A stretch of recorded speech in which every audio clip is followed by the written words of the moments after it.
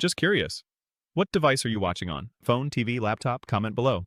Graduation day wasn't supposed to feel like a hollow performance on an empty stage, but it did, more than I ever could have imagined. I had rehearsed my speech a dozen times in front of my mirror, adjusting my tone, shifting my pauses, perfecting every phrase to land just right. I wasn't nervous, I wasn't even excited. I was detached, methodical. That morning, I slid into my gown and cap the way a soldier straps on armor, knowing this was a battle, not a celebration. I stepped into my heels not to walk the stage, but to make a point I had been building toward my entire life without even knowing it. My phone buzzed just before I lined up for the procession. It was a group text from Mom. "So proud of you, babe. We're thinking of you from the poolside. Jess's massages in 20 LOL. Send pics." I stared at the screen for a few seconds, letting the message settle in the pit of my stomach like bad shellfish. They weren't coming, not even pretending. They'd booked a damn spa weekend at a lakeside resort 3 hours away because my younger sister, Jessica, was turning 19. The kicker, they told me it had been on the calendar for months. Like my graduation hadn't been on every university website and email reminder since I was a junior. When the music started and the line began to move, I adjusted my cap, put the phone away, and walked onto the field with the rest of the graduates. The crowd was loud. Cheers, whistles, cowbells. People waved giant cardboard cutouts of faces, held signs with glitter and balloons, sobbed and clapped and screamed for the names they loved. I scanned the stands almost unconsciously, even though I knew better. Row after row, face after face, and not one belonged to me, not a single one. Here's where things get messy, because this wasn't the first time. This wasn't even unusual. It was just the most public. I'd spent my childhood watching Jessica get surprises and celebrations while I got told to be patient, to understand, to give her the spotlight because she's younger. When I made the dean's list, quiet nod. When she passed her driving test, streamers, pizza, balloons, my first job, a shrug, her first boyfriend, champagne. And somewhere along the way, I stopped asking for attention. I didn't even get mad anymore. I just kept a mental ledger of the times they weren't there. Birthdays, award nights, a nasty bout of pneumonia in sophomore year that I handled alone in my dorm. This was just one more entry, one more line in a long, quiet book they'd never read. I gave the closing speech, the final, most visible moment of the entire ceremony. And I knew I was good. I'm not arrogant. I just know how to write, how to speak, how to hit a nerve without raising my voice. The crowd settled down as I stepped up to the mic. I looked out over them, and for a second, I imagined they were all mine. All those clapping hands, those smiling faces, those parents wiping tears. I borrowed them. I took them in and held them like they were mine just for that one moment. I stand here today not just as a student, but as a witness to what it means to persist, I said, my voice clear and calm. We've all worked hard. We've all sacrificed. But not all of us had cheerleaders. Some of us made it here carrying the weight of silence. Some of us made it without a cheer section. There was a pause. You could hear the breeze catch the edge of the mic. That line landed like a stone in water, ripple after ripple spreading out, drawing tight gasps from a few rows, hushed whispers from others. And then I saw him, the dean. He glanced up from his program, eyes scanning the seats that were clearly labeled with my name, empty, still, unmoving. And this is the part where I should say I felt sad or broken or humiliated, but I didn't. I felt seen, finally, not by my family, but by the room, by the silence itself, like it was speaking back to me for the first time. Later that night, while people were posting their family photos and clinking glasses in restaurants, I sat in my apartment with a frozen pizza and a lukewarm beer, still wearing my gown, scrolling through Jessica's Instagram stories. A boomerang of her and Mom in white robes with matching facials. Dad laughing in a hot tub with some strawberry cocktail in hand. The caption said, "Family first, best birthday ever." And I didn't cry. I just started planning, because that moment on stage wasn't the end. It was the first move. A warning shot wrapped in a smile. My speech wasn't just for the crowd, it was for them. And if they were too busy exfoliating to hear it, that was fine. They would, eventually. But here's a question I keep coming back to. And maybe you felt this too. How many times does a person need to be left behind before they stop wanting to be followed? Drop a comment below if you've ever had to clap for yourself because no one else bothered to show up. I didn't know it yet, but that one line in the speech, it was about to go way further than I planned. And I was just getting started.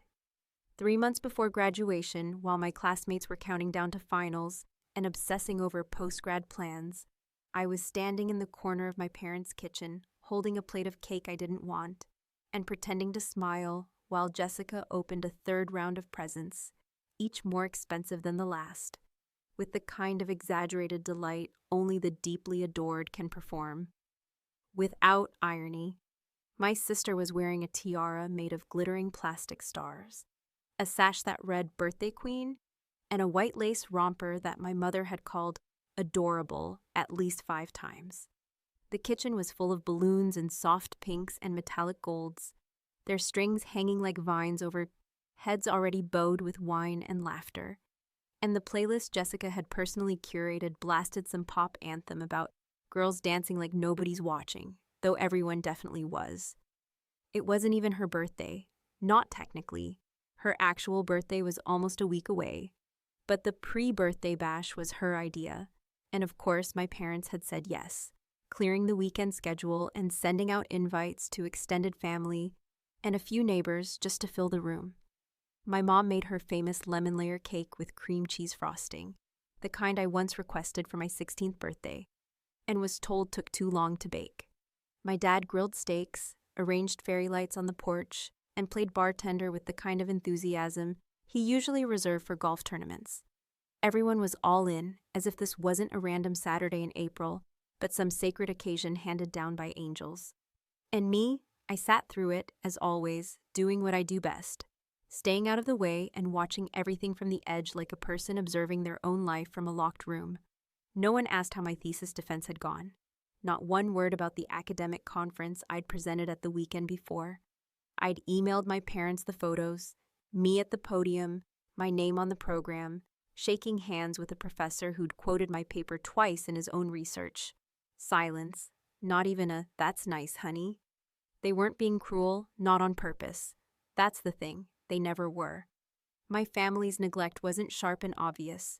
It was slow, soft, coated in politeness and well-meaning smiles.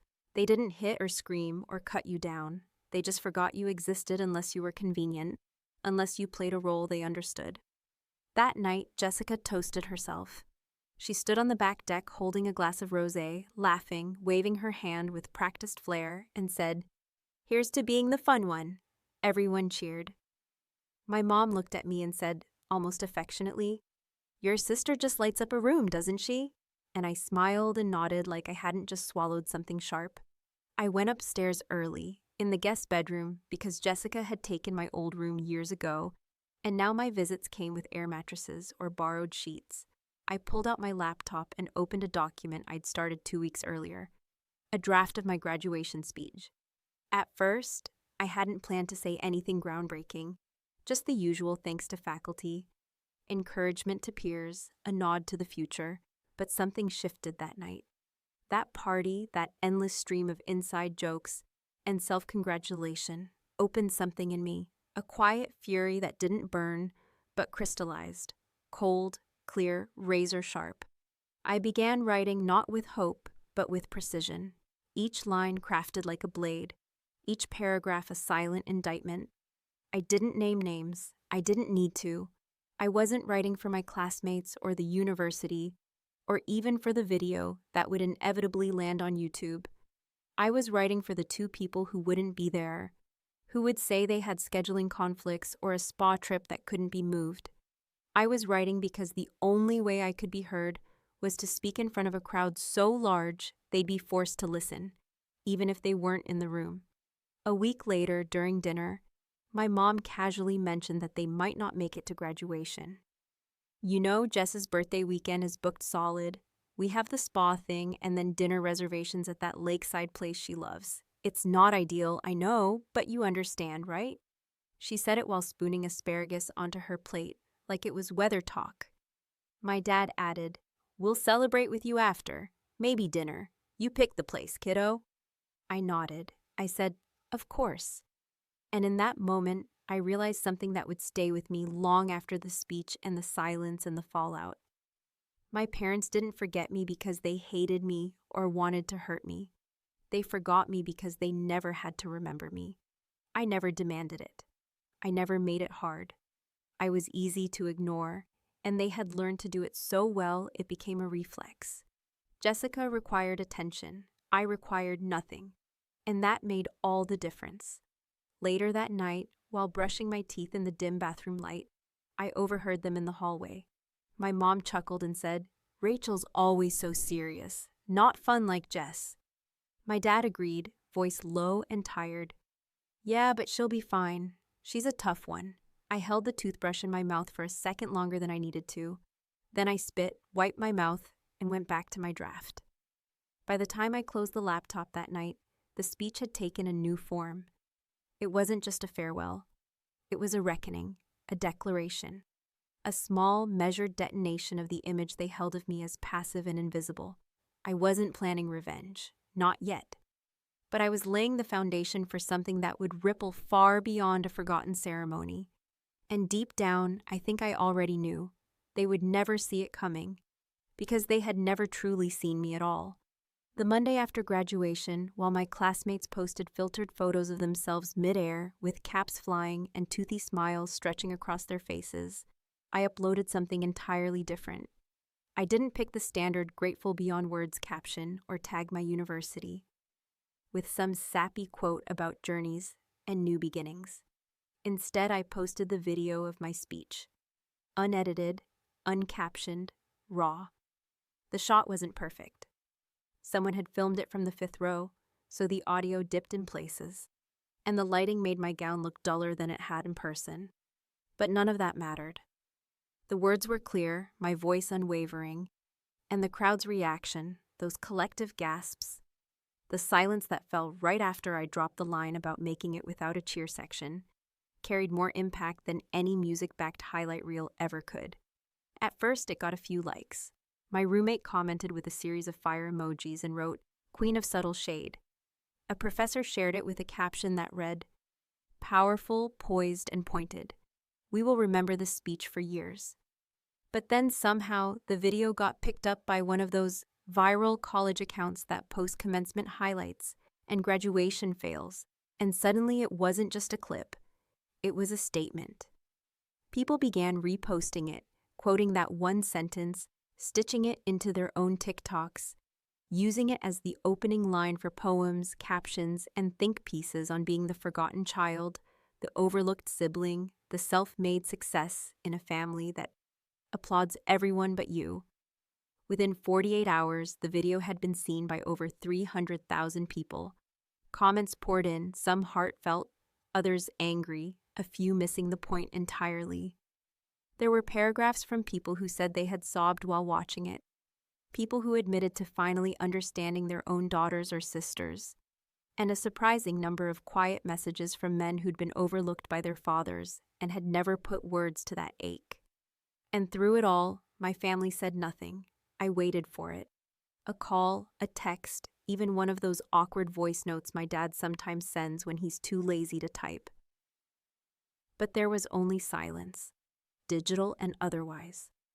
It wasn't until the end of the week that my phone finally rang. My father's name lit up the screen, and I stared at it for a full 10 seconds before answering, already bracing myself for the lecture disguised as concern. "You humiliated us," he said, skipping hello, his tone already fraying. "Was that your plan? To make us look like monsters in front of the world?" I didn't respond right away. I let the question hang there, let it settle in the air between us like a cloud of cheap cologne. Then I said calmly and clearly, "No, I just told the truth. If that makes you uncomfortable, maybe you should ask why." There was a pause, the kind that's not just about silence, but about recalculating tone. A pause that says he didn't expect me to push back. Not like this. We were busy. It was Jess's birthday. You know how much she looks forward to— I know exactly how much she looks forward to it, I interrupted, sharper now. Because I've watched you plan it like a national holiday every single year since she turned 12. I know you booked the resort 3 months in advance and bought her a bracelet worth more than my entire wardrobe. I know you made reservations at that lakeside restaurant and posted selfies with her in matching robes while I stood on stage alone. He sighed then, that tired dad sigh, the one that's supposed to guilt you into feeling like the problem. We said we'd celebrate with you after. You're blowing this way out of proportion. No, I said, my voice cold and even. I'm just finally holding you accountable for what you've always done and what you've never done. We didn't talk much after that. A few clipped texts, a message from my mother that said, "This is not who we raised you to be," which made me laugh out loud, because that was the entire point. They hadn't really raised me at all. They'd housed me, fed me, bought me shoes, and scheduled my dental appointments. But the emotional part, the showing up, the seeing me for who I was, the loving me without a spotlight or a reason, that had always been reserved for Jessica. And here's the part I didn't expect. The more people watched that speech, the more messages I got from people who felt like me, and the more I realized just how many of us are out there. Forgotten sons, overlooked daughters, siblings who were told to keep it together so the golden child could shine. We live in the cracks of family photos, the corners of birthday parties, the sidebars of conversations. Somewhere in that storm of notifications and reposts and praise from strangers, I felt something start to shift. I wasn't just angry anymore. I was energized. I had cracked open something, and now I couldn't pretend it wasn't there. I couldn't go back to silence, to smiles that meant nothing, to dinners where I got asked about work just long enough for the conversation to circle back to Jessica's new internship or her plans for summer. And then, just as the video was peaking in views and my inbox was full of podcasts and journalists asking for interviews, Jessica texted me. No greeting, no punctuation, just, "Why are you trying to ruin our family?" I stared at the message for a long time. I thought about the party, the tiara, the sash. I thought about the time she broke my favorite necklace and laughed. I thought about every moment I'd swallowed my own pain so she could have the room. And then I typed out a single sentence. I'm not ruining anything. I'm just not protecting the lie anymore. I never hit send, not because it wasn't true, but because I realized I didn't need to explain myself anymore. Not to her, not to them. The speech had already done that for me. They just weren't ready to hear it. But they would be, because I had one more move. And this time, it wasn't going to be public. It was going to be personal, very personal.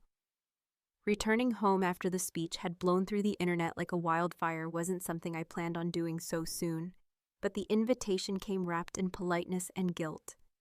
The kind that only families can deliver without ever admitting they've done something wrong. My mother called me, her tone brittle, but dressed in faux warmth, asking if I could come for dinner that Sunday. Just to talk, she said, just to clear the air. As if air that thick with resentment and unsaid truths could be cleared over a roast and mashed potatoes. Still, I said yes, not because I wanted to reconcile or be the bigger person, but because I had reached that stage where I wasn't afraid of confrontation anymore. I had something deeper than anger now.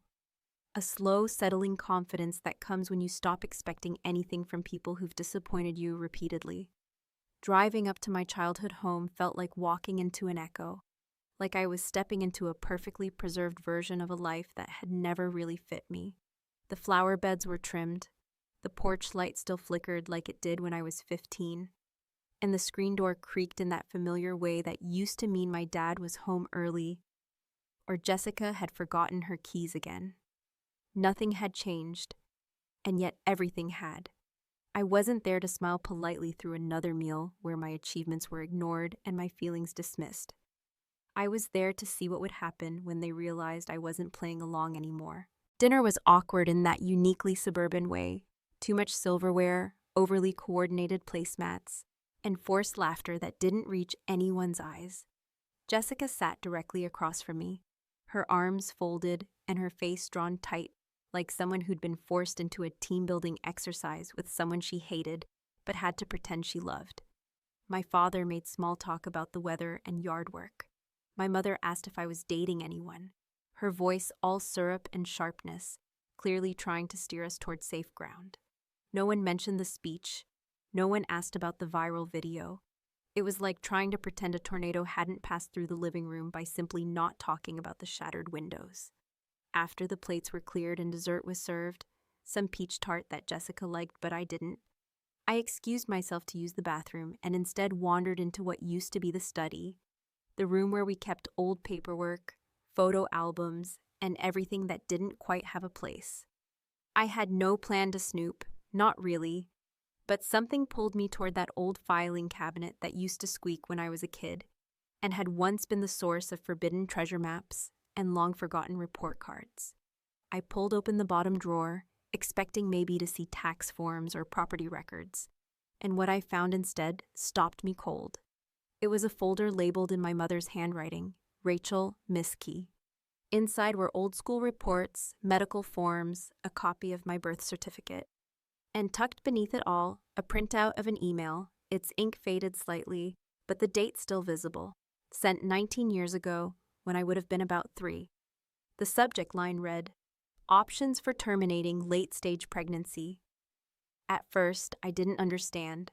My eyes scanned the words without fully processing them, the way your brain protects you from trauma, by filtering it as if it's happening to someone else. But then it hit me. This wasn't about someone else. It was about me. This was a trace of something my mother had once considered, or perhaps only researched, perhaps only feared. But the existence of the email, printed and saved, said everything I needed to know. Whether she meant to act on it or not, she had thought about a life where I didn't exist. Beneath that paper was another, this one handwritten, her journal maybe, or a letter never sent. "Some daughters bring joy," it read, in tight, slanted script.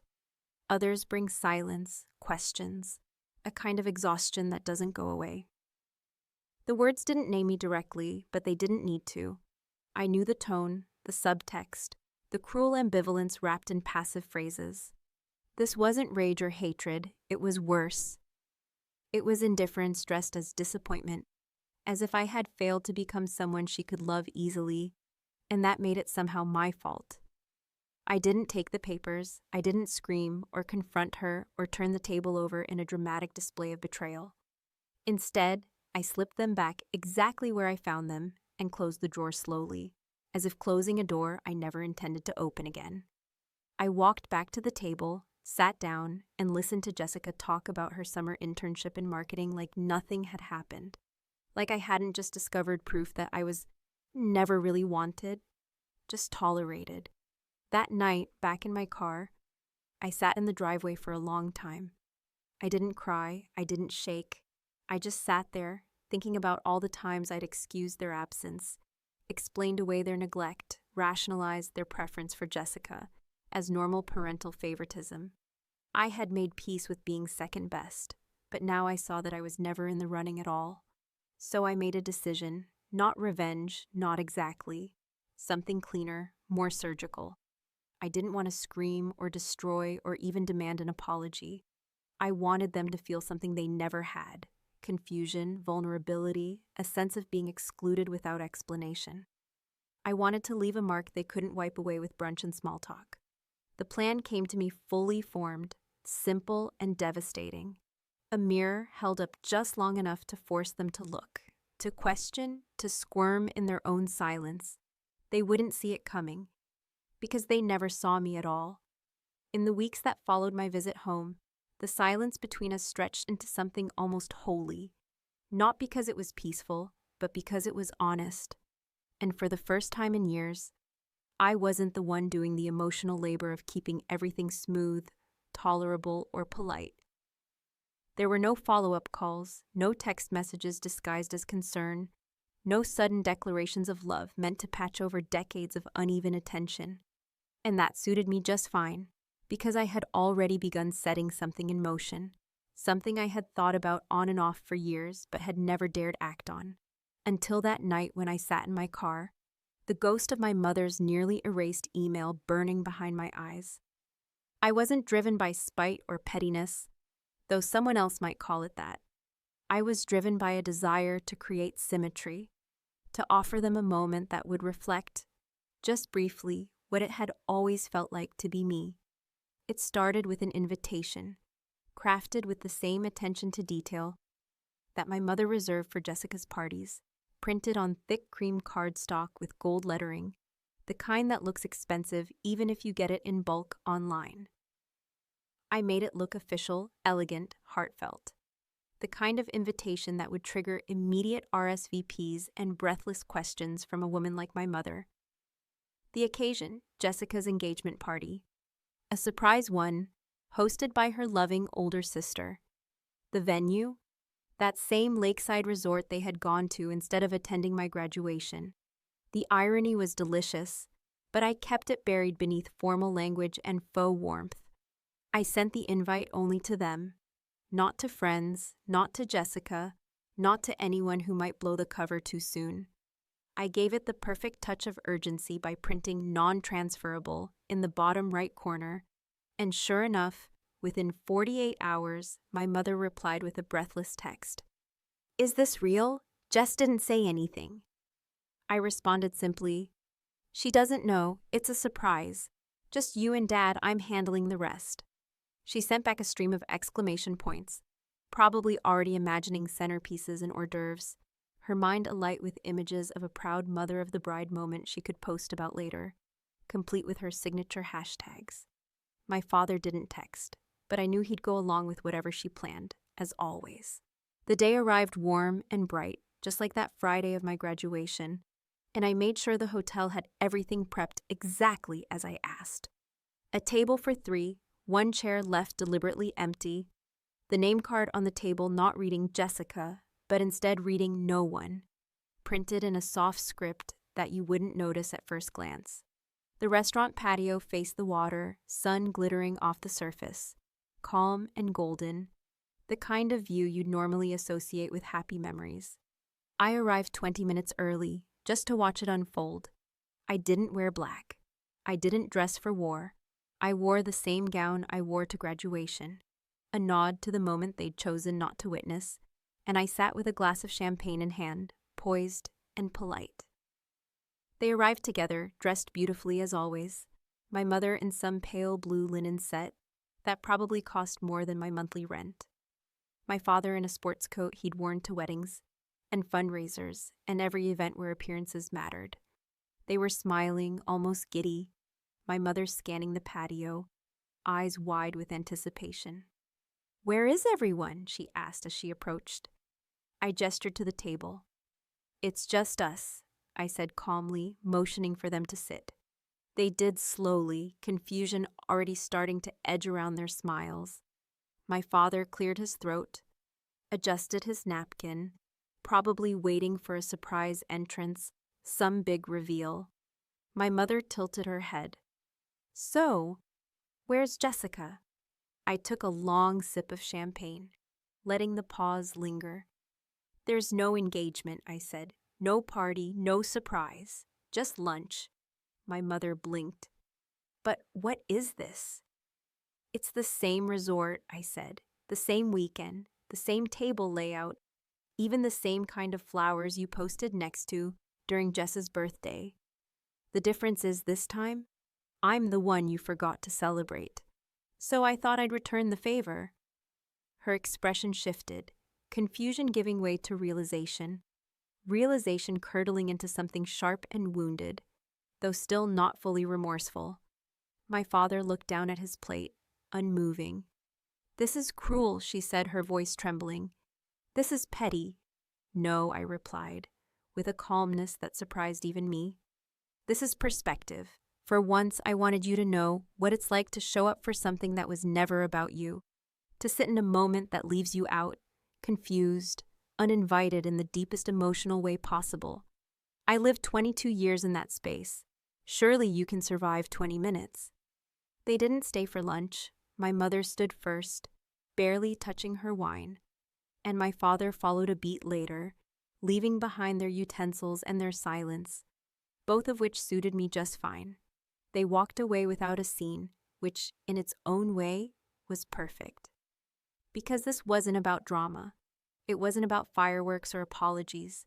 It was about imprinting something into their minds that would resurface every time they planned a celebration, every time they lifted a glass for Jessica, or posted a picture with some proud caption.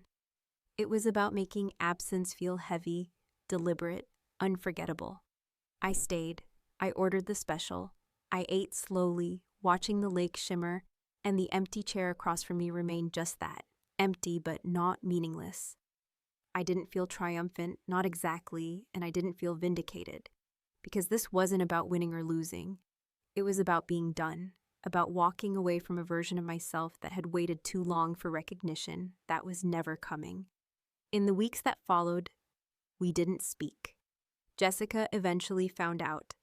Not from me, but from my mother's brittle silence and the way my father avoided mentioning my name at all. She sent a single message, "What the hell did you do?" And I didn't reply, not because I didn't have anything to say, but because there was nothing left that needed saying. And maybe that's the point.